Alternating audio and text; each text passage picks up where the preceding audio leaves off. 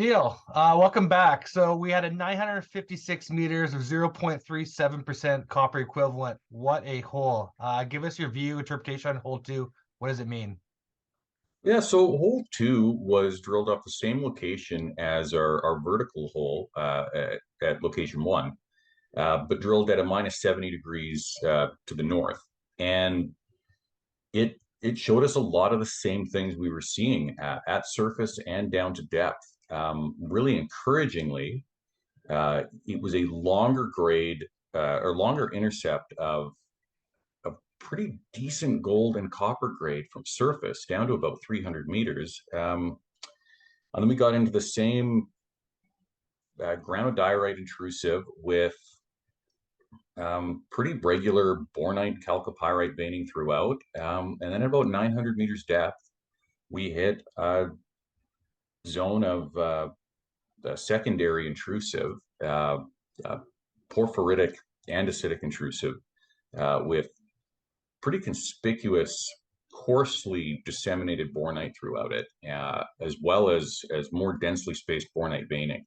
And that gave us some very good grade. And so for about the bottom 150 meters a hole, it was pretty consistently very well copper mineralized with appreciable amounts of gold as well. So yeah, very, very encouraging to see. Yeah, so it does have the same eye pop and top of hole, but it was actually better for the first 300 meters than hole one. It was an improvement. And if you want to make a porphyry deposit, you really just want consistent copper and gold mineralization throughout, which they had 300 meters of.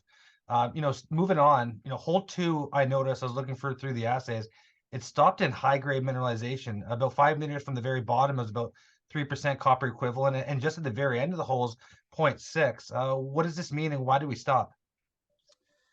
Yeah, well, we got out of our really encouragingly visually mineralized volcanics, and then drilled for another 30 meters. And by that time, it was fairly early in the program, and we didn't know that we were going to be expanding the program at that point. So we kind of had to make the call. We're already a kilometer deep, and we want to see how far this extends laterally to the north and potentially get some other step outs in.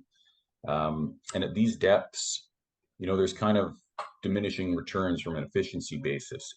It costs a lot more to drill deep and it takes a lot longer. So yeah, we kind of made the call. We really like what we're seeing, but we want to see how far it goes in other directions as well. But yeah, it gives us something to test next season for sure. So very encouraging to see the grade continue.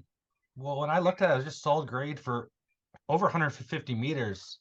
So complete blue sky. And who's to say how long that continue for and if we can even get into high grade mineralization. So for me, as part of the company and for investors, this should be extremely, extremely exciting. Now, how does the mineralization look for through hole 3 to 7? More of the same?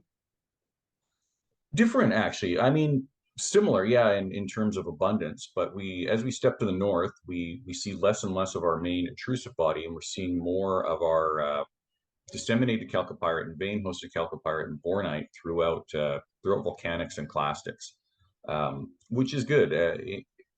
Analogous to the higher grade zones of other beanstock porphyry deposits, Bell, Grand Isle, Morrison. So really encouraging to see that is holding. And yeah, we still just have to prove what direction it all goes. We've tested to the north, we've tested a little bit to the east, and it's all looking encouraging so far. So a complete blue sky, and this thing could be very, very big. So I'm excited. Now, for the viewers, a lot of investors, we're seeing a lot of bornite. What is bornite and why is it so important?